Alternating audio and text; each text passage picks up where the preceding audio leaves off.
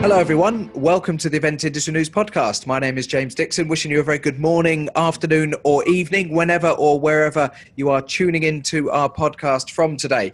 The podcast is brought to you by our sponsor Engage, powered by D2I Systems, winner of Best Event Management Platform at the 2017 Event Technology Awards. To learn how Engage can make your business more profitable, visit d2isystems.com/engage.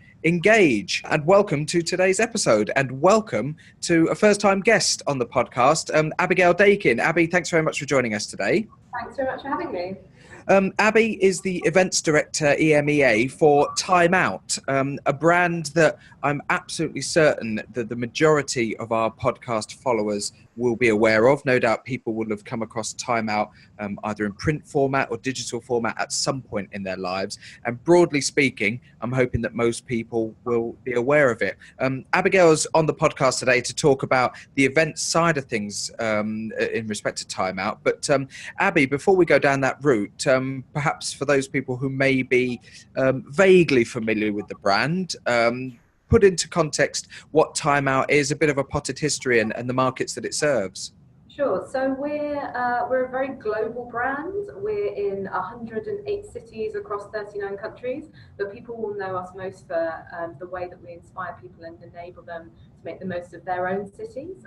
London is where we started 50 years ago this year, so we've been around a while, but basically at the core of everything we do is about curating the best of the city, inspiring people to go out, make the most of their neighborhoods, their whole city.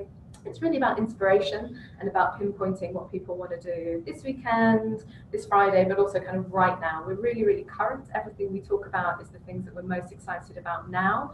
It's really just about inspiring people to make the most of what's out there, especially in a city like London, you know, where we're kind of leading the way in events and across everything that we're doing. So yeah, it's about inspiring people. And as an events director, I suppose that the first question we should ask is why does Time Out itself organise their own events? Because as an organisation, as you point out, most people will know them in the broadest sense for things like travel guides, if they're going to a destination somewhere, if they're travelling to a city, or they live in London or they're visiting London, they will look to Time Out to find out what's on, where can they go, where would be a good place to eat, what's a good show to see, anything of that sort of nature. So what is the purpose of Time Out themselves organising their own events? So it's really that next step from curation into creation. So we obviously we know the best of what's going on across the city. We've got an amazingly informed editorial team who always know everything before anyone else does. So it's really bringing that to life.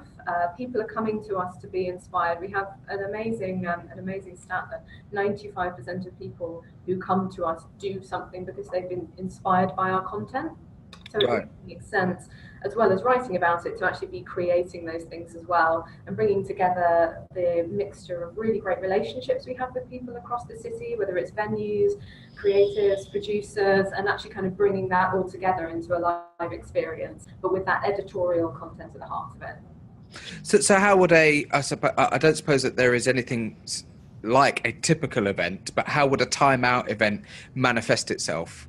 So it usually starts, I'll give an example of something we're doing at the moment, which is our Movies on the River series. So we started it last year and have brought it back. It was massively successful last year. We brought it back for a full summer season this year. And that is the first floating cinema on the Thames. And that started with sitting down with our global head of film and just thinking of, if we could do anything, what would we do?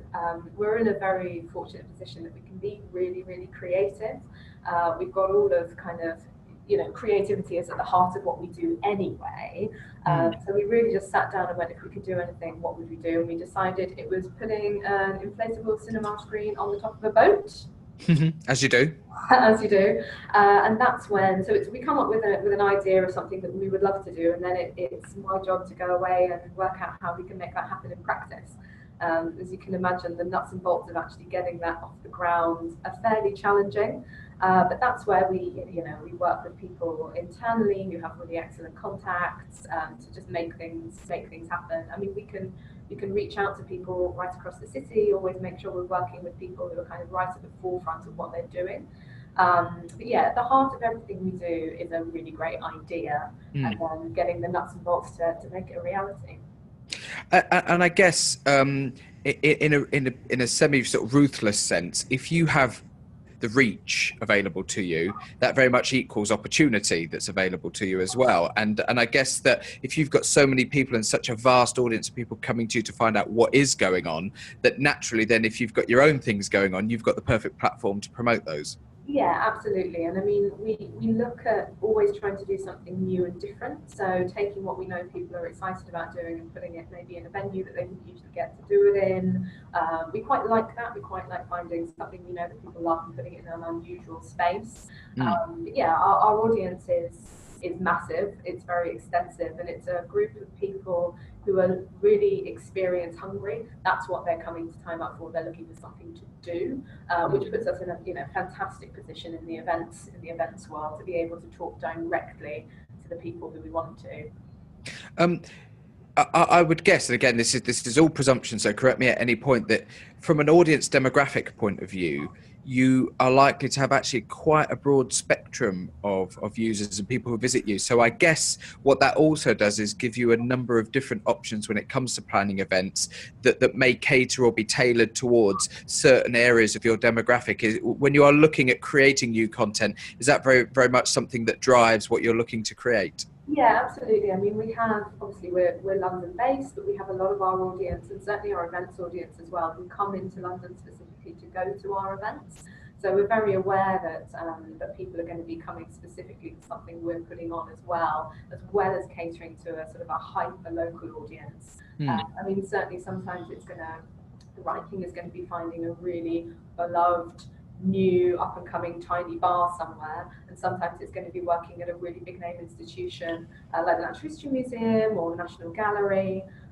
We've worked a lot with the View from the Shards as well, really kind of iconic spaces where you get that nice mix actually of people coming into London because they want to see it, but also Londoners who maybe haven't been there for a while. You know, you might have gone like the Natural History Museum, you might have gone when you were a kid, but actually haven't been back for kind of 10, 20 years. So it's an excuse to go again, really. On the subject of venues, again, looking at the reach that you've got and the opportunity that subsequently creates, is there a scenario where you actually approached by venues who recognise the potential reach that you guys have got, and people actually proactively coming to you and saying, look, do you want to do something with us? We'd love to have you work with us. Yeah, very much so. I mean, a lot of our events sort of end up coming from initial just conversations we're having with people. And we have very kind of close conversations with the cultural institutions, for instance, who we work very closely with on the editorial side. And we're always in dialogue with those people. I mean, one of the things we try and do in Time Out generally is to have really proactive conversations with the city. And that's venues, that's creatives, that's events producers, it's bars, it's restaurants, but it's making sure that people are really aware that we're excited about what they're doing, but we also, there are opportunities for us to bring something new and different to them as well.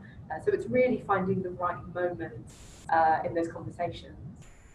When did running their own events under their own brand become part of the Time Out portfolio, if you can call it that, and how has it grown from what you now reflect on as being the sort of the early days of the events part of the business?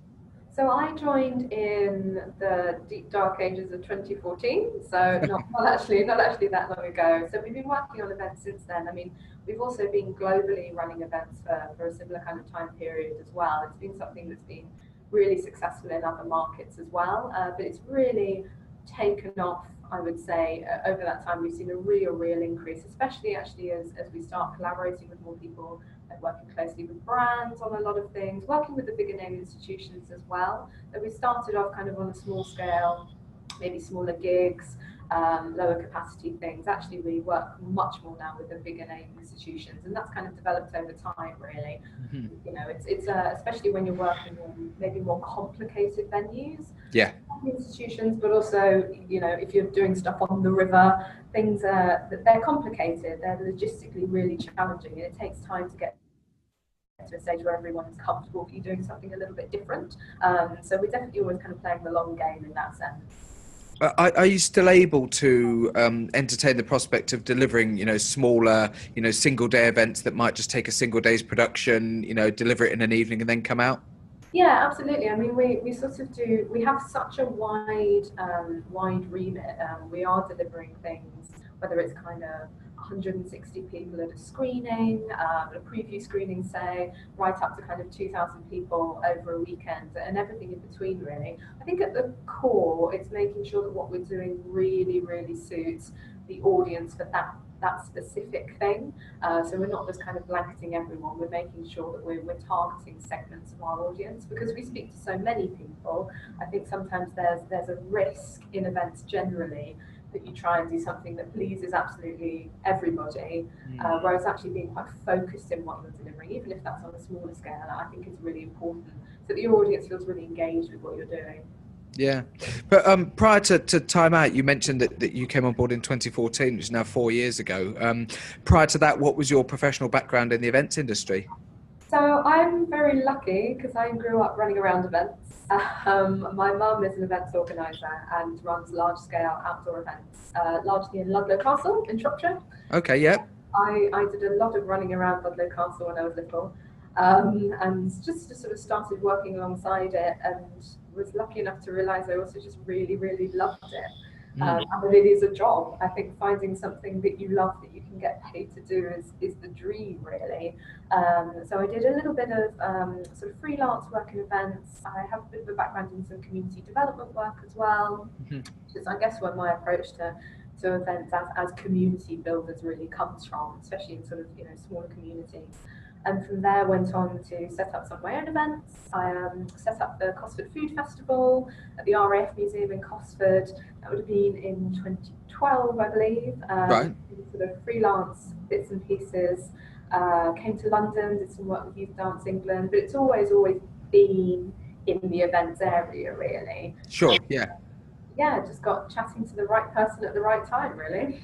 And I guess given the nature of some of the events and some of the type of events that you've touched on so far, there needs to be an element of flexibility and having a pretty diverse skill set, isn't there, when you're in a role that you're in? I guess you must have responsibility for a number of different aspects that maybe in larger event dedicated companies would have maybe 2 or 3 or 4 people dealing with. Yeah, I mean, I think it's really important to be, obviously there's an importance to have a strategic overview of everything you're doing. You've got to have a long-term plan. You've got to make sure you're fitting within the wider company goals, that you're really streamlining everything. I'm a big believer that you still have to be really hands-on. I make sure I'm at all of the events that we do, even on the smaller scale of things. I think just actually being there on the ground, that's how you get the feel of sort of 2 sides, how your audience is responding to something, but also actually how the partners you're working with are responding to something.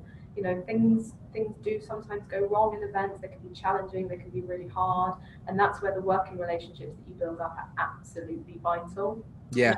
You can only do that by really putting a lot of time and care into developing those professional, like really trusting relationships, because that's kind of the foundation of anything, really.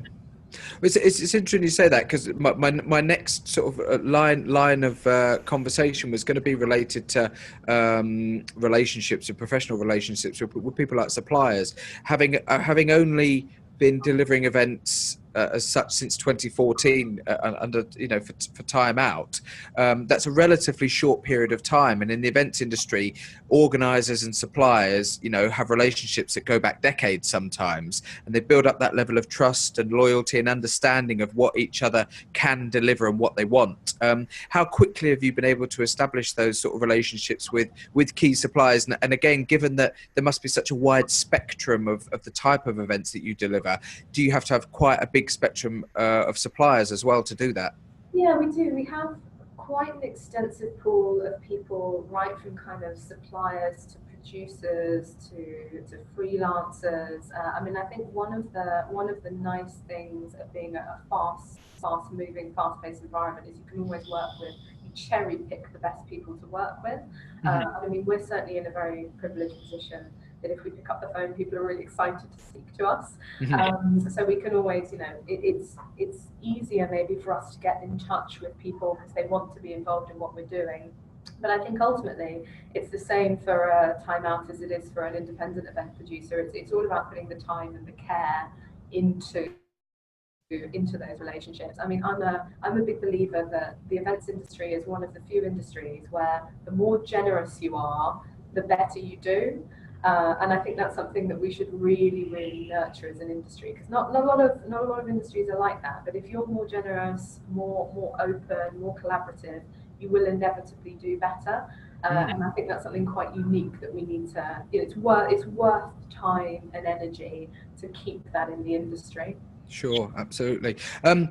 Noting the EMEA aspect or part of your job title, we should point out to people very, very clearly that we're not just talking about events in London or in the UK. We're talking about events, international events as well. How do you find the planning and the execution of events when you're taking them into other territories as well? Obviously, you're working in the UK and working in London, I would guess. So you have a very, very good, close understanding of how it works there. How difficult does it then become when you need to deliver something in, I don't know, Paris or in Rome or? Yeah, I mean, it comes down to exactly the same with our editorial, which is about like hyper local expertise Mhm. and people who really, really understand their market. So I'm not going to be able to get the same out of a supplier in Paris as somebody who lives in Paris is going Sure. to. They're going to know the best deals, they're going to know the best people to speak to. There's just going to be a level of trust there much more quickly. So we have on the ground event teams, so I oversee Paris and Lisbon. We have on the ground event teams there who do just fantastic work and have done exactly that same thing of putting the time in to build up those excellent supplier relationships. Mm. So they've got their own local networks as well. And obviously it's global in terms of the sort of the impetus for all of our events, but there's still that hyper local expertise, which is what really makes actually on the delivery side of things everything much simpler. Yeah, sure. When you sit down to look at, I suppose, KPIs and objectives for events, delivering events under the Time Out brand, you'll presumably have an end goal and something that you want to achieve by hosting and running any given event, whether it's large, small, one day, multiple days. How are those decided, and how are the objectives of an event then seen to sort of integrate the wider objectives of Time Out as a brand? Sure. So one of the things that we find a lot is that brands are coming to us for real 360-degree opportunities to talk to our audience. So I think that's really at the core of everything that we're doing. It's how we're connecting to our audience, whether that's us connecting directly or enabling brands to do the same. So quite often we'll find that people will come to us and we'll be putting something that's not just a digital solution, it's not just a print solution, but it's got a live element as well. So it's Sure. really having that kind of 360-degree view that's at the core of kind of how we're approaching things and how we're enabling brands to connect with our audience. Because we have such a massive audience, that's kind of at the core of how we connect those two things together. So, I mean, I guess, I suppose, without being too blunt about it, a lot of the online presence and the print presence is driven by advertising and the opportunities for brands to be able to advertise via your platforms to the audience that you have that reach into. And the event side of things sounds then that this is almost an additional string to the bow, something that you can offer people and actually bring to the table when you're speaking to brands. Yeah, absolutely. I mean, I think audiences are very, very savvy. They know when they're being marketed to, they know when they're being Yeah. sold. And I think everybody is on the lookout for a much more authentic experience. And it's by aligning events with, so for instance, if we have an event, so we did a takeover of our Movies on the River series, working with Recorder Egg last week, and that had presence obviously within the event. We had workshops, we had hands-on sessions, we had tastings, but then all of that was reflected in everything from the print to the social to all of the digital. So it's making sure that anything that you do has a really authentic voice, and that's where we're very lucky because we're very trusted voice. We have people come to us and they know that we have an authentic voice. We're completely editorial independent. We make sure that everything we talk about is what we love, And I think that trust that we have with our audience is what brands are looking for as well. Yeah, and I would, I would certainly advocate that, because I'm somebody who has used and been on Time Out before and used it for planning, trips to certain destinations, and I've found some absolutely invaluable information on there that's led to some fantastic experiences. Hello, that's really to hear. Yeah, and just to sort of, I suppose, reinforce what you were saying there about integrity, I suppose might be a good way of saying it, is that there are so many options out there. If you Google what to do in any given city, you'll be given literally thousands and thousands of options. Yet when people see a Time Out link to something, there is that element of credibility and integrity there, that people think, that will be good because people will have genuinely researched that. It won't just be copy and pasted from another site. Yeah, absolutely. And I mean, that really has to be, I think just in events generally, that really has to be at the core of what you do. There's got to be a certain amount of authenticity. I think people, you find a lot of their kind of cookie cutter versions of events. People pick up on it very quickly. It's why we have to make sure that we're always doing something a bit different, something a little bit fresh that people haven't seen before. Because I think if you don't, you really run the risk of stagnating. And actually, people value live experiences so much now, that you've got to make sure that you're keeping it up to a really, really high standard. Our audience is coming to us for inspiration, but they're also very discerning. They're gonna know if something isn't the best it can be. So it keeps us on our toes. On the sort of, I suppose, the subject of keeping on your toes, in the 4 years that you've been delivering events for Time Out, how much have you actually learned yourself? How much broader is your knowledge and understanding of all the various different components that go into an event? I mean, fantastically broadened. It's been very interesting, just personally working across so many different teams, because we work so collaboratively with everybody. I mean, we have to, we work as closely with the commercial team as we do with the editorial team, as we do with product, and we're really, really integrated across the company, which has been fantastic. But also working globally isn't something I've done before, and I think being able to open up the sort of just the input and the creativity into what we're doing is fantastic, because you can get very, very focused in on your city, on your little area and what you're doing. But actually, it's fantastic to see, somebody in Lisbon taking over an abandoned hospital and doing an amazing party. It just makes me think, we could do that here, and I think it's really important to have opportunities for kind of all of the creative people in the different spaces to actually go, well, what do we love? What are we excited about? And also, even if it's not something we're doing yet, what have I been to that I love? What did I see this week that I've never seen before? So I think that's really one of the benefits of working in a global company. I mean, I spoke to somebody from our Sydney office recently about some of the things they're doing. It's fantastic, it's a completely different kind of city, but there are absolutely things that we could bring to London, and kind of vice versa. When again, sort of, I suppose, reflecting back on the 4 years that you've done so far with Time Out, and you mentioned transforming a hospital in Lisbon, or whatever it may be, are there standout moments for you? I know every event will be, your project for that period of time, but are there things that you really think, I'm really proud of that, and I was so excited when that actually came to fruition? Yeah, I think for me, the first evening of Movies on the River was really amazing, because it was the logistics of making that work. So many people said, you can't do that, that's crazy.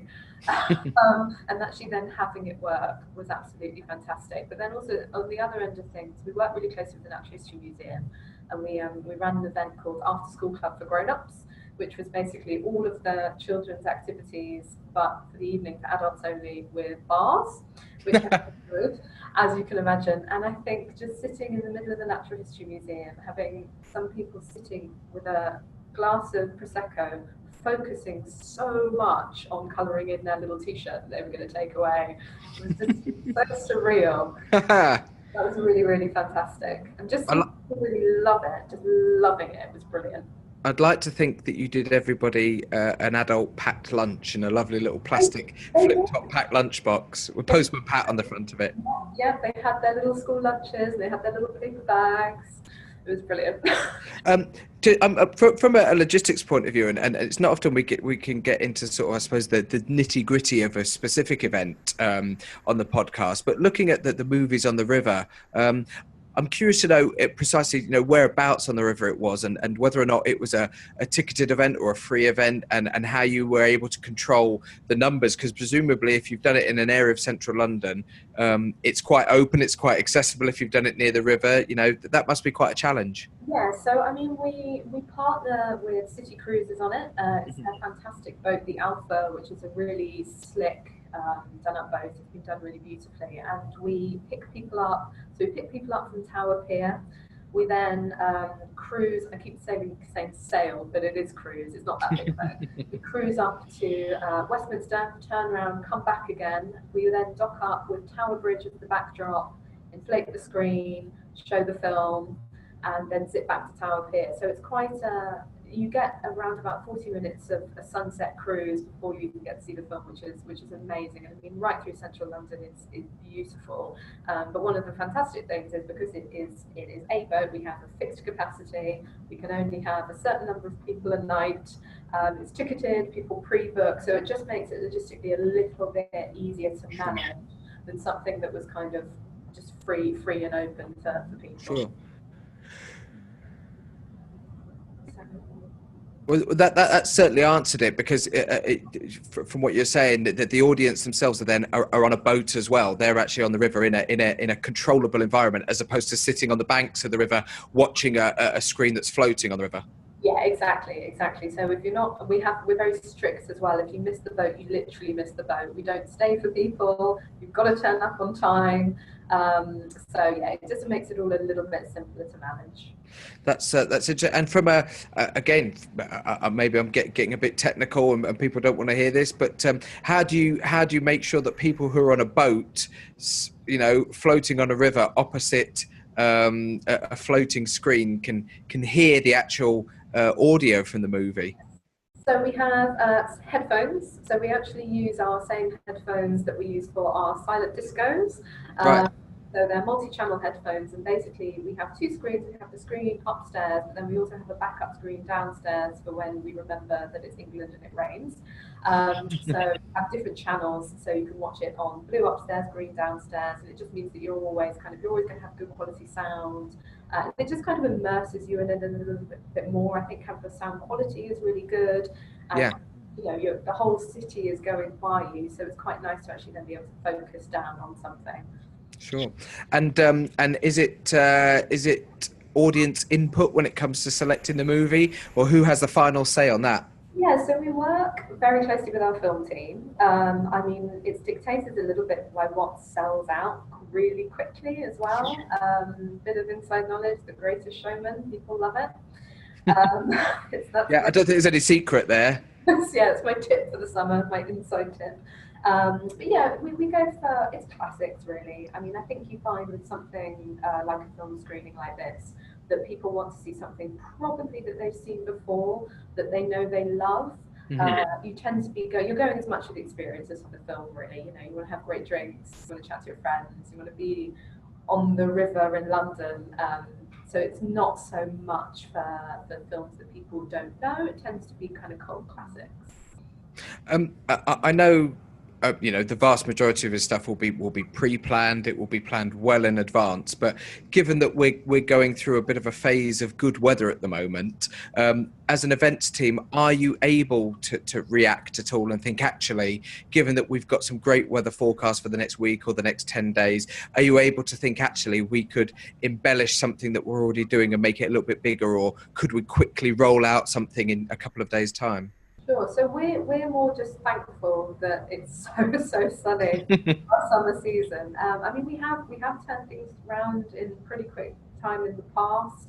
I think our record is probably a week. But ideally, because we're sort of a tight-knit team with some big projects on the horizon, we tend to plan more long-term than that. I mean, sometimes be elements where you can shift slightly within a venue, so you might be able to move outside and something like that, but generally we're pretty far advanced in our planning. Sure. I know that people will be able to find Time Out in general very, very easily just by going onto their phone or their tablet or their computer. But when it comes to your specific events and the events that you yourselves are organising and delivering, how do people find out about those? So your best bet is to go onto our Facebook page. So the Time Out London Facebook page, events tab on the left, and then you've got a listing of everything that we've got coming up. But you can also find them on the Time Out website. So it's timeout.com/London, and then it's dropped down to events on the side. Fantastic. We've been talking today to Abi Dakin. Abi is the Events Director for EMEA for Time Out, and just looking really at how the event side of things has become such an integral part of the Time Out business by the sounds of things. Been launched around about 4 years ago, and very much so delivering events right across Europe and the Middle East now. Yeah, we're pretty global in what we're doing. It's exciting. Well, it's been great to have you on the show, Abi. Thanks for that insight. We come towards the end of today's episode. I suppose if anybody's got any questions or would like to get in touch, as Abi pointed out, go to the Time Out London Facebook page. All the events are listed on there, but I'm sure there'll be ways and means by which you can contact the team there if anybody wants to speak to Abi directly. I'm sure we've got podcast listeners and followers out there who've been watching today's episode with keen interest and maybe with either empathy for what you do, Abi, or with ideas of their own or venues that might want to get in touch. So I'm sure be open to some conversation. Excellent. Yeah, absolutely. I'm always keen to have more conversations with anybody. So fantastic. my way. And if anybody wants any conversations with us, at Event News Blog is the Twitter handle for Event Industry News, and you can find Event Industry News just by searching all the various social media platforms as well. We've got the Facebook pages, Instagram. Find us on LinkedIn as well. And that brings us nicely to the end of today's episode. Thanks again to Abi Dakin from Time Out for joining us today and talking about that. The podcast is brought to you by our sponsor Engage, powered by D2I Systems, winner of Best Event Management Platform at the 2017 Event Technology Awards. To learn how Engage can make your business more profitable, visit d2isystems.com/engage. Thanks again for tuning in. My name's James Dickson, and we'll see you on the next episode of the Event Industry News podcast. Goodbye.